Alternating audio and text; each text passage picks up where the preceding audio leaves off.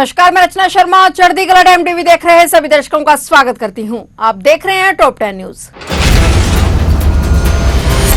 भारत दौरे पर आए वियतनाम के राष्ट्रपति तो लाम ने हैदराबाद हाउस में प्रधानमंत्री नरेंद्र मोदी के साथ साझा प्रेस कॉन्फ्रेंस को संबोधित किया। इस दौरान प्रधानमंत्री मोदी ने कहा कि पिछले साल जब भारत से पवित्र बौद्ध अवशेष वियतनाम भेजे गए तो 1.5 करोड़ से ज्यादा लोगों ने उनके दर्शन किए थे। हम चंपा सभ्यता की पांडुलिपियों को डिजिटल रूप से सुरक्षित रखेंगे और इस अमूल्य विरासत को आने वाली पीढ़ियों के लिए सुरक्षित रखेंगे। उन्होंने कहा कि पिछले 1 दशक में भारत और वियतनाम के बीच द्विपक्षीय व्यापार दोगुना होकर $16 अरब तक पहुंच गया है। भारत और वियतनाम के बीच साझेदारी में विरासत और विकास दोनों ही अहम है। प्रधानमंत्री मोदी ने हैदराबाद हाउस में राष्ट्रपति लाम के साथ बैठक की और इससे पहले दिन में राष्ट्रपति भवन के प्रांगण में उनके औपचारिक स्वागत किया गया, जिससे उनके भारत के पहले राजकीय दौरे की शुरुआत हुई। असम के मुख्यमंत्री ने राज्यपाल को अपना इस्तीफा सौंपा है, जिससे नई सरकार के गठन का रास्ता साफ हो गया है। हेमंत बिस्वा शर्मा ने मुख्यमंत्री पद से इस्तीफा देने के बाद कहा कि असम के राज्यपाल लक्ष्मण प्रसाद आचार्य ने हमें कार्यवाहक मुख्यमंत्री के रूप में बने रहने के लिए कहा है। इसके साथ ही असम के मुख्य निर्वाचन अधिकारी अनुराग गोयल ने राज्य विधानसभा चुनाव के परिणाम बुधवार को राज्यपाल लक्ष्मण प्रसाद आचार्य को सौंप दिए हैं। गोयल के नेतृत्व में सीईओ कार्यालय की एक टीम ने यहां लोक भवन में राज्यपाल से मुलाकात की और निर्वाचित विधायकों की सूची सौंपी। आधिकारिक परिणाम प्राप्त होने के बाद अब राज्यपाल नई सरकार के गठन की प्रक्रिया शुरू करेंगे। भारतीय जनता पार्टी के नेतृत्व वाले राष्ट्रीय जनतांत्रिक गठबंधन ने राज्य में 2/3 बहुमत के साथ लगातार तीसरी बार सत्ता हासिल की है।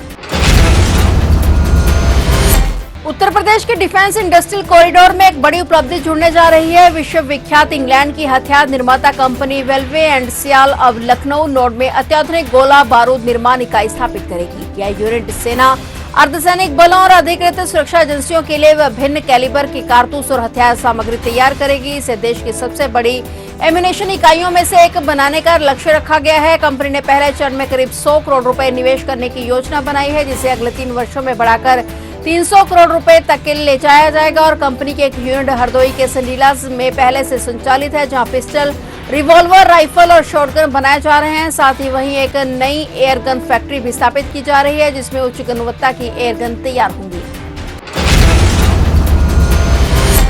तमिलनाडु विधानसभा चुनाव परिणाम के बाद डीएमके गठबंधन को एक और झटका लगा है। बहुमत खोने के बाद डीएमके की सहयोगी कांग्रेस ने टीवीके को समर्थन का ऐलान कर दिया है। इससे द्रमुक नाराज हो गई है। तमिलनाडु विधानसभा चुनाव के चौंकाने वाले परिणामों के बाद डीएमके गठबंधन में भूचाल आ गया है। कांग्रेस ने तमिलनाडु में सबसे ज्यादा सीटें जीतने वाली थलपति विजय की पार्टी टीवीके को समर्थन का ऐलान कर दिया है। डीएमके ने इसे पीठ में छुरा घोंपने जैसा बताया है और संकेत दिया है कि यह विपक्षी गठबंधन के लिए बड़ा झटका साबित होगा। डीएमके कांग्रेस के इस निर्णय को अवसरवादी बताते हुए द्रविड़ राजनीति में एकला चलो रे की राह पर आगे कदम बढ़ा सकती है।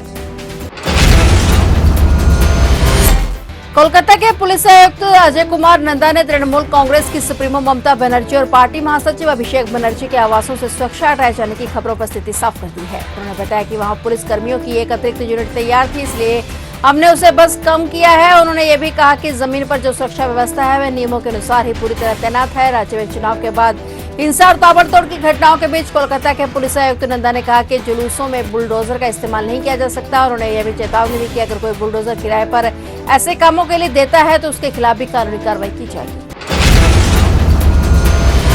पंजाब के मुख्यमंत्री भगवंत मान ने आज बुधवार को खालसा पंथ के जन्मस्थल श्री आनंदपुर साहिब से राज्यव्यापी शुक्राना यात्रा की शुरुआत की है। मुख्यमंत्री के साथ कैबिनेट मंत्री हरजोत सिंह बैंस और आनंदपुर साहिब लोकसभा क्षेत्र से सांसद मलविंदर सिंह कंग भी मौजूद रहे। इस यात्रा शुरू करने से पहले मुख्यमंत्री ने तख्त श्री केसगढ़ साहिब में माथा टेककर आशीर्वाद लिया। यह यात्रा पंजाब सरकार द्वारा हाल ही में लागू किए गए जगह जो श्री गुरु ग्रंथ साहिब सत्कार कानून संशोधन 2026 के लागू होने के बाद निकाली जा रही है। सरकार का कहना है कि इस नए कानून के उद्देश्य श्री गुरु ग्रंथ साहिब जी के स्वरूपों की भेदभाव रोकना और दोषियों के खिलाफ सख्त कार्रवाई सुनिश्चित करना है। इसी को लेकर सरकार ने इसे श्रद्धा और धन्यवाद से जुड़ी शुक्राना यात्रा का नाम दिया है।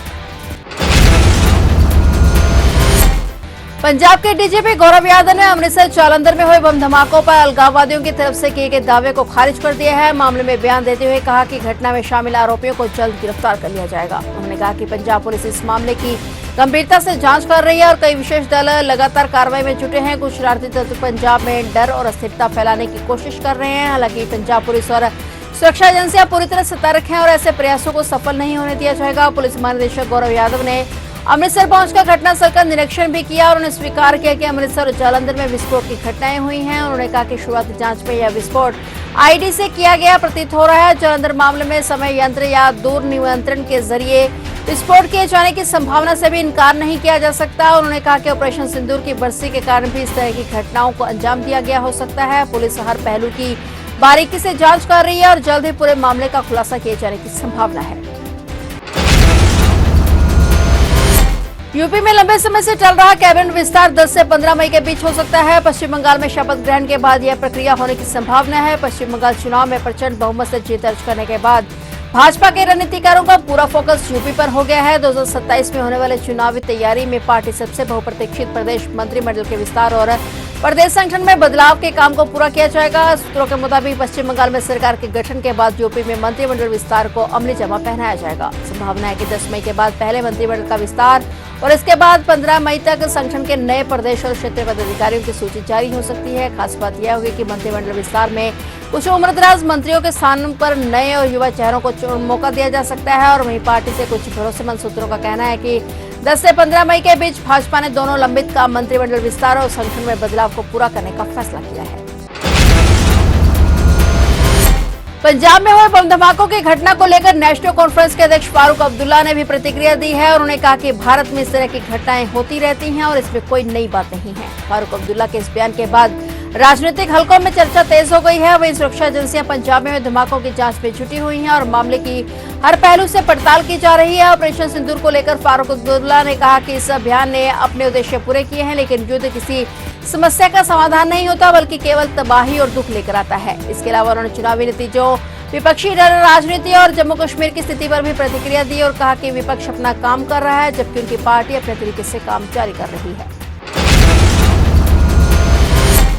यमुनानगर के थाना रादौर क्षेत्र के गांव भूरे का माजरा में हुई फायरिंग के मामले में पुलिस को बड़ी सफलता हाथ लगी है। इस मामले में नामजद फरार आरोपी अमन उर्फ नोनी को अपराध शाखा की टीम ने मुठभेड़ के बाद काबू कर लिया है। ये मुठभेड़ थाना छप्पर क्षेत्र के अंतर्गत कुलपुर फाटक के पास हुई जिसमें आरोपी घायल हो गया। जानकारी के मुताबिक अमन पानीपत के गांव गोयल खुर्द का निवासी है और काला राना गैंग का सक्रिय सदस्य बताया जा रहा है। वह लंबे समय से फरार चल रहा था और उसकी गिरफ्तारी पर 5,000 रुपए का इनाम घोषित किया गया था। आरोपी अमन का आपराधिक रिकॉर्ड रहा है और वह पहले भी कई आपराधिक वारदातों में शामिल रहा है। फिलहाल पुलिस आरोपी से पूछताछ कर रही है और उम्मीद जताई जा रही है कि इस फायरिंग कांड में से जुड़े अन्य आरोपियों और उनके नेटवर्क का भी खुलासा हो सकता है।